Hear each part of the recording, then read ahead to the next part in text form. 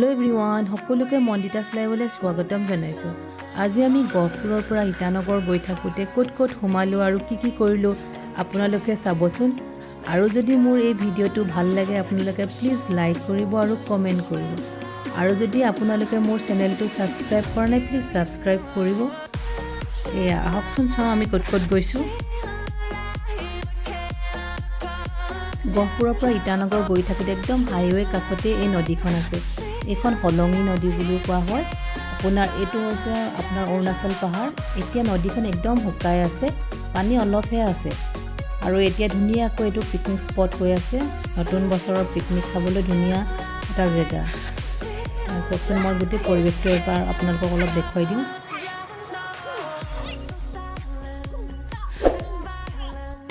এয়া নদীৰ এটা সৰু সুঁতি বৰ্তমান শুকাই আছে।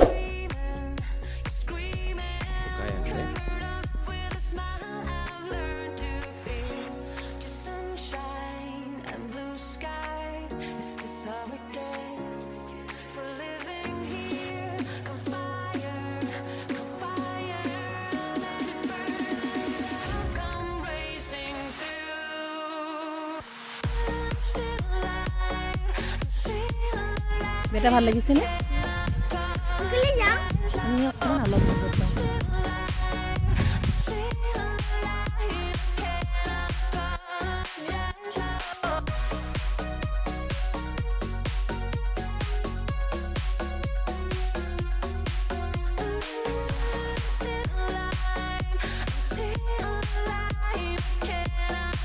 গোটেই পৰিৱেশটো আপোনালোকক অলপ মই দেখুৱাই দিছোঁ চব।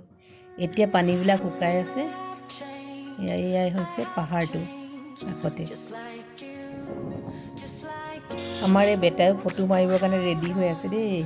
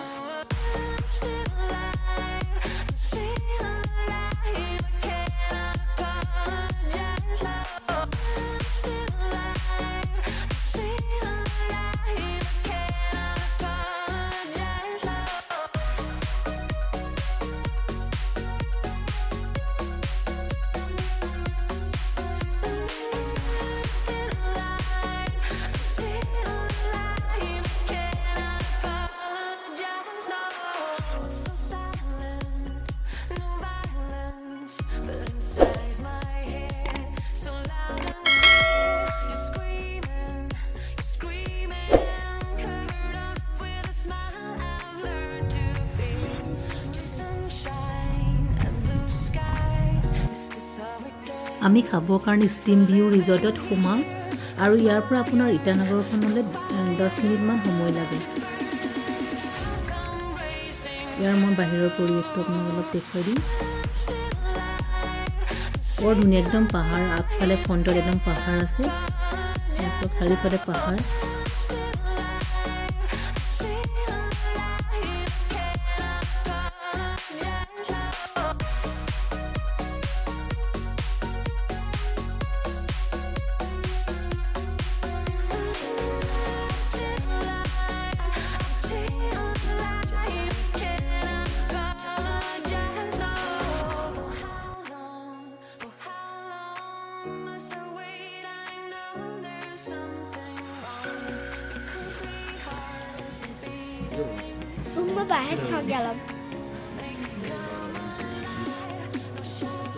এয়া হৈছে ৰিজৰ্টৰ ভিতৰৰ পৰিৱেশ হয়।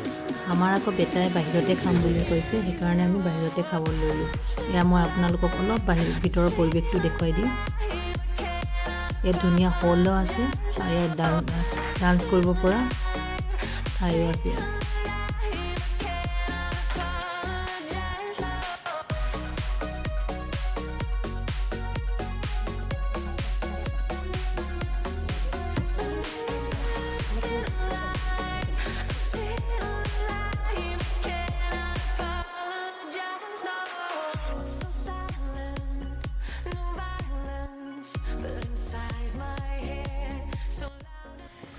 বেটো এইফালে আৰু এয়া আহিছে মোৰ শ্ৰীমতী এইয়া চাওক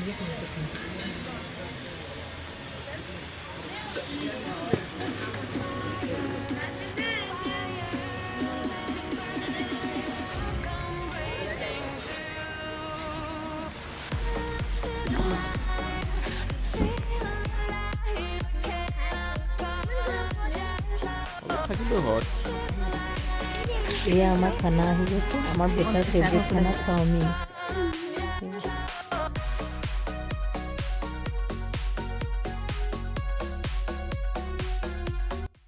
Iya sak sama hundar mama papa. Kalau dekai itu mountain tu.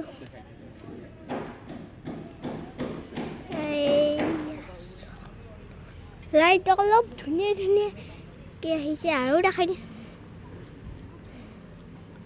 Ikon. Lu light জ্বলি আছে এখন অলপ বনাই আছে বনাই হৈ গ'লে আমি তাৰ ওপৰলৈ যাব পাৰিম এয়া চাওক মামা পাপা অলপ খোজকাঢ়িবলৈ দূৰলৈ গৈছে অলপ